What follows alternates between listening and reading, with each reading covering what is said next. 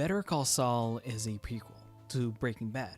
I don't envy Vince Gilligan and Peter Gold's intimidating task for following up on a major juggernaut. Very quickly, this show has become a favorite of mine because it knows exactly what it is and what it wants to be.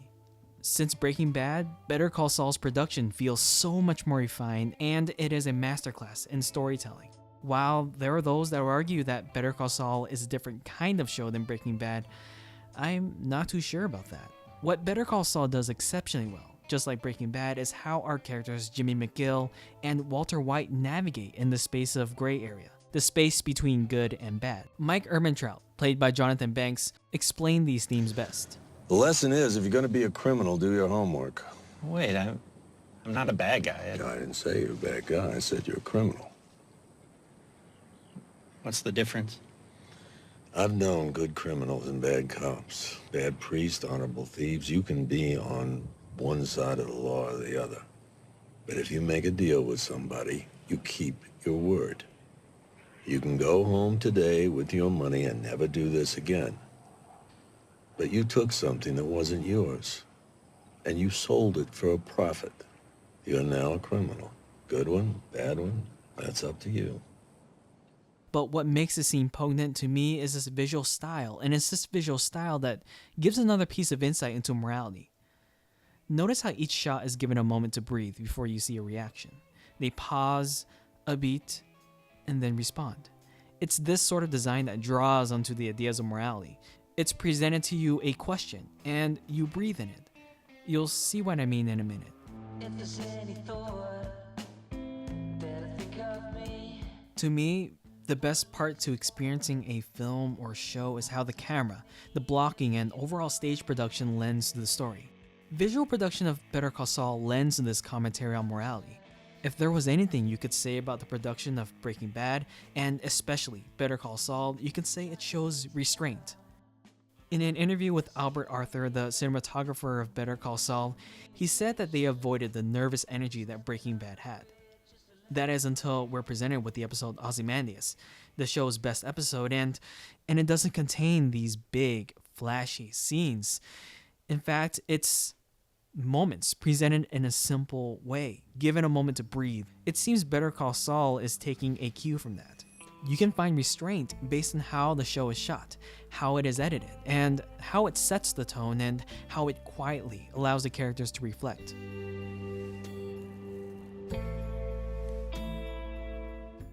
The wide shots and medium shots are used to tell us more about the characters do in their given environments. Jimmy McGill lies to everyone, and he lies to you. So what he does physically carries more weight, to the way he looks off for a moment, to the way he evaluates what to say, and to the way the world reacts to him. Already, you can't trust what the characters say is true.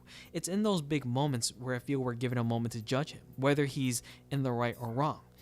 At the same time, you can see the scales tip back and forth in these characters, in some way trying to rationalize their actions. There's even very little music save for the ambience tracks at pivotal moments. The editing is slow, as each shot has an emotion to it, a different beat, a different rhythm. It is within these individual shots that you can feel a turn in emotion, a scale tipping. The characters themselves are opposite, they lack restraint, and this leaves an interesting juxtaposition to read into. I think it's this very idea that is the deciding factor of morality. It is until these characters lose this restraint where they begin to fall apart and even punished for it. But here's the irony. To Jimmy McGill, he sees restraint as punishing, and to him, he feels wrong for holding back. The ultimate crime to him is perhaps he can't get the job done under the traditional code of ethics.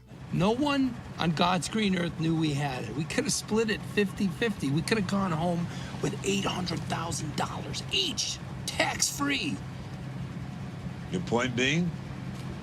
Why didn't we? What stopped us? I remember you saying something about doing the right thing. I don't even know what that means. Better Call Saul takes the philosophical theories utilitarianism and Kantianism further. So utilitarianism is an ethical theory that states that the best action is one that maximizes utility. Utility can be well-being or sentient entities. Kantianism revolves around duty, such as codes and rules.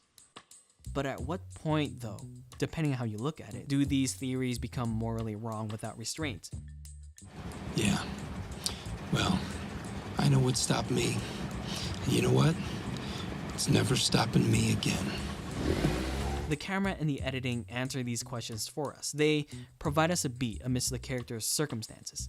I don't think utilitarianism takes into account unintended consequences. While Jimmy always got the results he needed, problems would arise in other areas of his life.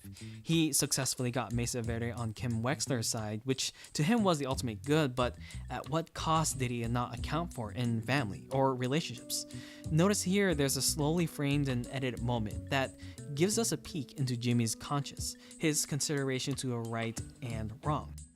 From a Kantianism standpoint, there isn't any other character that follows it more than Chuck McGill. By season 3, we see Chuck McGill using codes and ethics as justifications against Jimmy. This is the moment where we know Jimmy has officially disavowed Chuck, and then we have this beat. Chuck, clear in his resolve, has a moment of hesitation here. Can a person truly be bad when he follows the rules under the Kantianism theory? I'm sure you guys can answer that question, but what's more is the camera gives us a moment to question that. So are Jimmy and Chuck right or wrong? That completely depends on how you look at it, because the characters themselves had a moment to reconsider their moral standpoints. Without restraint, the cost to pay for that can outweigh the better good. The show gives us, the audience, an omniscient presence. Albert Arthur has commented that the creators didn't want any camera movement that was unmotivated. So we're presented with uninfluenced information. It's objectively clear and true. We're all knowing as all the cards are in front of us, beginning, middle, and end. The decision to linger and stay wide on shots juxtaposed to the character's lack of moderation on screen is one of the reasons why I love the show more than I already do. We learn that the right thing isn't always the best thing. The good and bad itself can be blurry given how you can look at it from a Kantianism or utilitarianism standpoint. Better Call Saul, just like Breaking Bad, is about consequences, to overindulge. These characters are often given many chances to stop, but I think we can relate to wanting just a bit more. Better Call Saul and Breaking Bad is perhaps one of the best visual mediums to accurately depict our world, where morality is blurry. If there was any sort of life lesson I can take away from Better Call Saul, it's this. Perhaps the best way to know for sure isn't knowing whether something is black or white. Maybe what we need to keep in mind is moderation, and ask every now and then, have I gone too far?